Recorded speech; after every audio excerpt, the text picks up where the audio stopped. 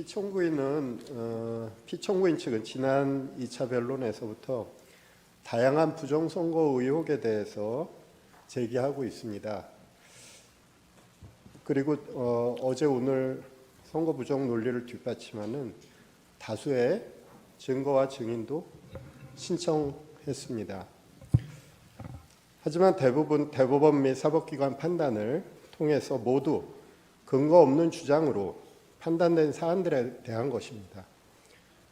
저희 청구인 측 대리인단은 피청구인 측의 선거 부정에 관한 주장은 아무런 근거가 없을 뿐만 아니라 이 사건 탄핵 심판의 쟁점이 아니라고 생각합니다.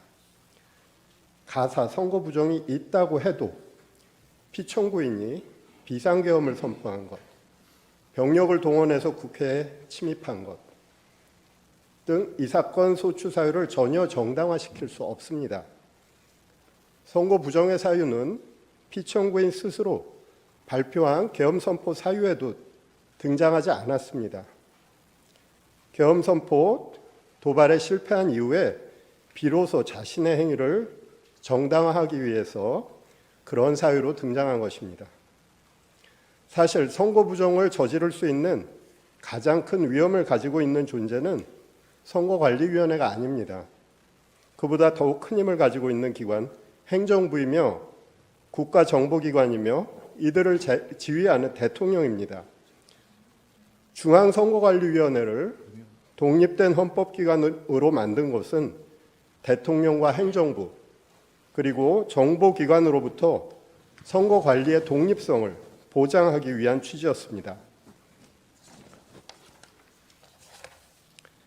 지금의 상황은 오히려 선거 부정의 위험이 더욱 더 큰 기관이 선거 부정을 막고 방어하는 기관에게 선거 부정을 저질렀다고 비난하는 형국입니다. 이 사건 탄핵 심판은 수많은 국민들이 듣고 바라보고 있습니다. 그래서 피청구인 측의 기이한 부정선거 주장을 그대로 방치하기는 어렵습니다. 국민들에게 미치는 해로운 영향 때문입니다. 선거 공정성은 우리 민주주의의 생명이며 핵심입니다. 그것을 함부로 쓰레기통 속에 구겨 넣는 주장을 방치한다면 우리 민주주의도 어느 순간 같은 운명에 처할 수밖에 없습니다. 우리 대한민국의 민주주의 헌정 질서를 보호할 필요가 있는 것입니다. 사람이 가득 찬 극장 안에서 불이야라고 소리치면 수많은 사람을 해칠 수 있습니다. 현재 대한민국의 국가적 혼란 속에서 선거 부정의 음모론은 우리 공동체 자체를 파괴할 수 있습니다. 최근 서울 서부지방법원에서 발생한 폭도들의 만행은 이와 유사한 무책임한 주장들이 초래한 결과라고 할 것입니다. 존경하는 재판장님, 재판관님, 선거 부정론은 사법부와 검찰의 판단까지도 믿지 못하며 객관성이 없는 무리한 의혹을 제기하는 집단의 일방적 주장입니다. 이 사건 탄핵 심판의 쟁점이 아닐 뿐만 아니라 탄핵 심판 이후 오랫동안 대한민국 민주주의를 해칠 수 있는 무책임한 주장입니다. 더 이상 선거 부정의 의혹 제기 그리고 그와 관련한 증거 신청은 적절하게 제한해 주실 것을 요청드립니다. 이상입니다. 탄핵 재판이라는 게 형사소송 절차 준해서 하는 것이고 또 제가 지금 직무 정지된 상태이기 때문에 어떤 영향력도 행사할 수 없습니다.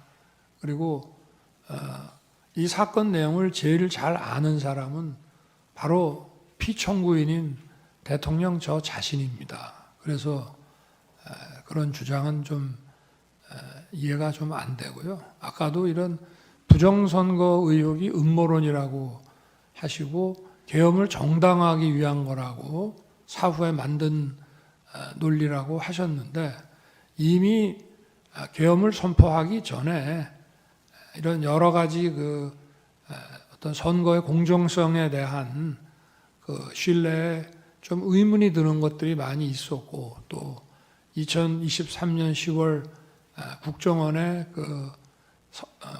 선관위 그 전산 장비의 아주 극히 일부를 점검한 결과 문제가 많이 있었기 때문에 부정선거 자체를 색출하라는 것이 아니라 선관위의 전산 시스템을 전반적으로 스크린할 수 있으면 해봐라. 어떤 장비들이 있고 어떤 시스템에 의해서 가동이 되는지 그런 것이기 때문에 저희가 무슨 선거가 전부 부정이어서 믿을 수 없다 하는 그런 음모론을 제기하는 것이 아니라 팩트를 확인하자는 그런 차원이었다는 점을 이해해 주시기 바랍니다.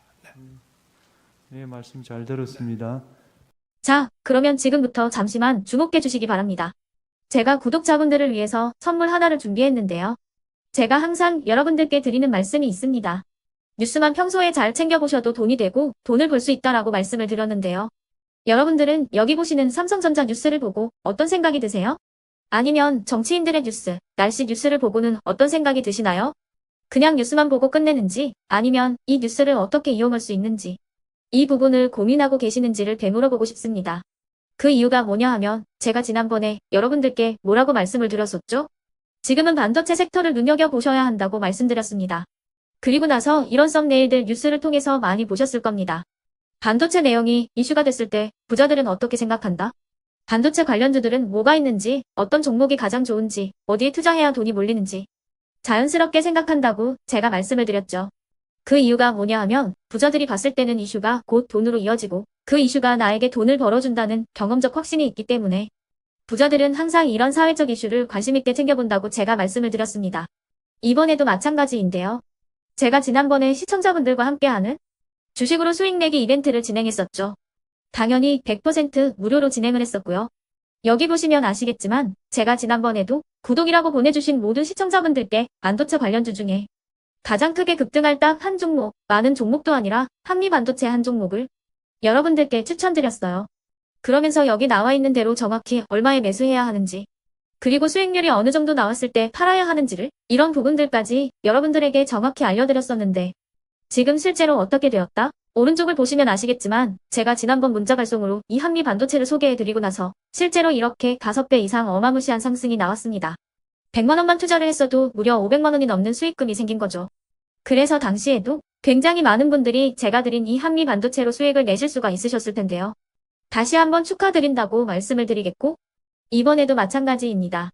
앞으로도 2024년, 2025년 계속해서 기대해볼 섹터는 AI입니다. 그 중에서도 AI 반도체는 그 누구도 부정할 수 없는 미래성장 산업입니다. 그러면 우리가 어떻게 생각해 볼 수 있을까요?